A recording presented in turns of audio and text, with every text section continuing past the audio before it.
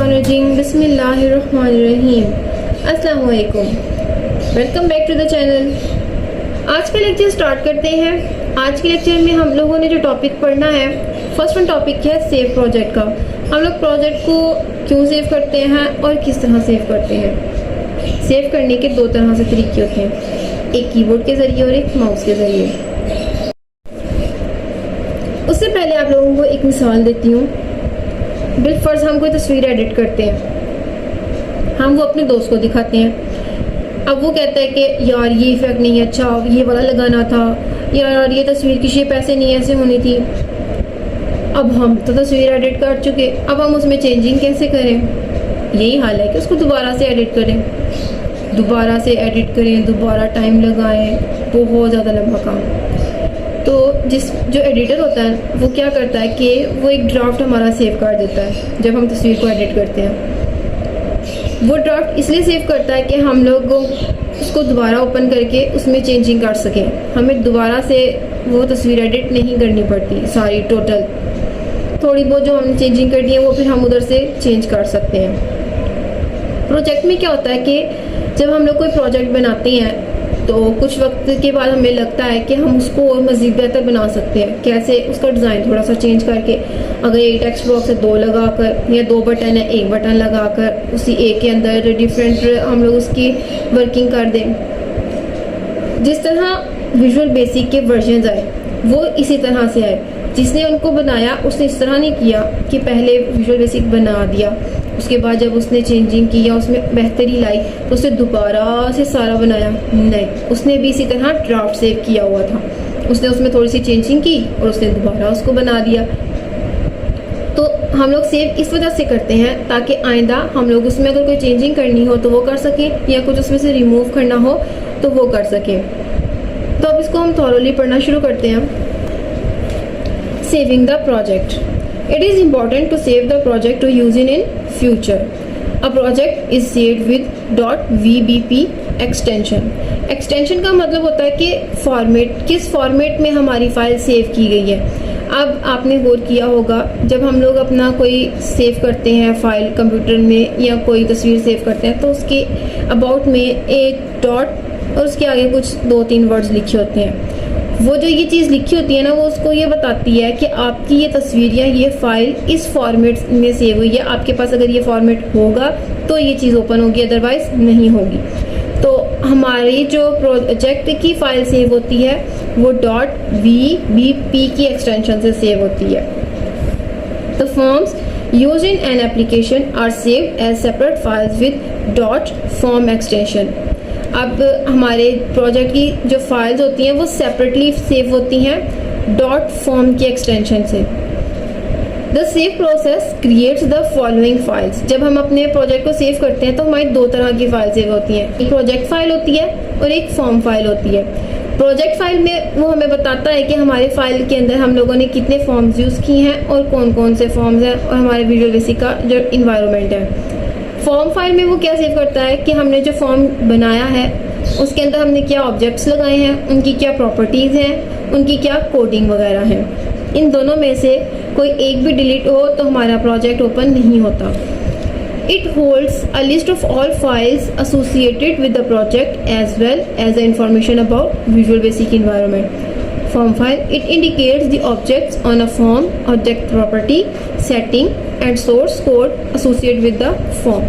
अब यहाँ पे स्टेप्स लिखे हुए हैं कि हम अपने प्रोजेक्ट को सेव कैसे कर सकते हैं। फर्स्ट वन स्टेप है, हम अपने मेन्यू बार में जाते हैं। मेन्यू बार में ऑप्शन लिखा होता है फाइल का, उस फाइल के ऑप्शन पे क्लिक करते हैं तो उसके अंदर लिखा होता है सेव प्रोजेक्ट का ऑप्शन। हम उस सेव प्रोजेक्ट के ऊपर क्लिक करते हैं तो हमारे पास सेव फाइल एज का डायलॉग बॉक्स अपीयर हो जाता है। अब बाय डिफ़ॉल्ट हम जब अपना फॉर्म सेव करते हैं तो उस फॉर्म का नेम form 1 लिखा होता है। हमारी मर्जी होती है, हम उसको चेंज भी कर सकते हैं। तो फिर हम लोगों ने अगर चेंज करना है तो हम चेंज कर सकते हैं, अदरवाइज हम उसी नेम के साथ उसको सेव कर सकते हैं। जब हम उसको सेव करते हैं तो सेव प्रोजेक्ट का डायलॉग बॉक्स अपीयर हो जाता है। जैसे मैंने आपको ऊपर बताया, प्रोजेक्ट फाइल और एक फॉर्म फाइल। जब हम लोग सबसे फर्स्ट फाइल हमारी फॉर्म फाइल सेव होती है, उसके बाद हमारी प्रोजेक्ट फाइल सेव होती है, जिस तरह फॉर्म फाइल को सेव करने के लिए उसका नेम बाय डिफ़ॉल्ट form1 होता है, हम चेंज कर सकते हैं और उसको सेव कर सकते हैं। इसी तरह प्रोजेक्ट फाइल के अंदर भी ऐसे ही होता है।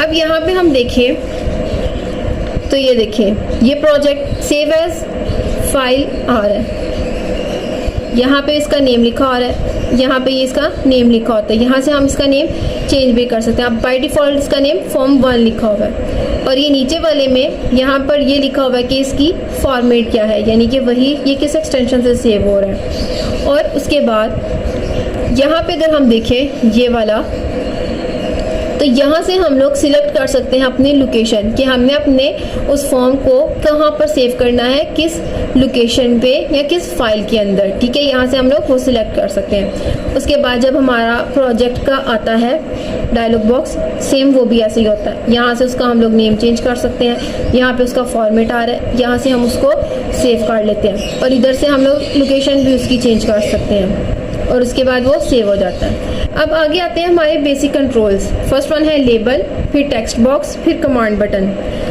लेबल कंट्रोल इसलिए यूज़ होता है कि हम लोग उसके ऊपर कोई टेक्स्ट डिस्प्ले करवाना चाहते हैं। अब जिस तरह यहाँ पे हमने ऊपर देखा कि यहाँ पे ये लिखा हुआ है फाइल नेम, कि हम यहाँ से फाइल नेम चेंज कर सकते हैं या फाइल का नेम ये है, आप ये लिखा हुआ है या आपने अगर इसको चेंज करना तो यानी कि ये जो टेक्स्ट लिखा हुआ है ये हमें बता रहा है कि आपका ये क्या काम है। तो ये कि हमारा लेबल का कंट्रोल लगा हुआ है। यहाँ पे लेबल का कंट्रोल हमें मैसेज शो करवाता है।